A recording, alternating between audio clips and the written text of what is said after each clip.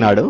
ఆ, మరి నాకు చాలా డౌట్ ఉండేదన్నమాట. నేను భక్తి మార్గంలో ఉండేవాడిని కాబట్టి దేవుడు మరి కొంతమందికే ఎందుకు ఉన్నతంగా ఉన్నారు, వాళ్ళు రిచ్గా ఎందుకున్నారు, బాధ లేకుండా ఎందుకున్నారు, మరి మనం ఎందుకు బాధలతో ఉన్నాము అంటే దేవుడు ఉన్నాడా లేదా?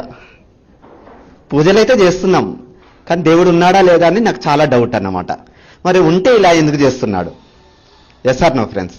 అందరికీ డౌట్ వచ్చింది కదా, నాకు కూడా అలాంటి డౌట్సే ఉండేవి ఫ్రెండ్స్. సో నాకు ఆ ధ్యానంలోకి రాకముందు నాకు జాబ్ ఏదో వస్తుందో రాదో, అసలు నాకు మ్యారేజ్ అవుతుందో లేదో, ఎందుకు అంటే వెనకాల ఆస్తులు లేవు ఆస్తులు లేవు, బ్యాక్గ్రౌండ్ లేదు, అంటే ఇన్కమ్ సోర్సెస్ లేవు అన్నమాట. అలాంటి టైంలో ఎలా ఉంటుంది ఎవరికైనా? ఏది లేదనుకోండి ఎలా ఉంటుంది? సో అలాంటి భయం నుండి నేను ధ్యానంలోకి వచ్చాను. ధ్యానంలోకి వచ్చిన తర్వాత 2007లో మెడిటేషన్ చేశాను అన్నమాట. ఆధ్యాత్మిక సత్యం ఆ సీడీ, అప్పుడు సీడీలు ఉండేవి.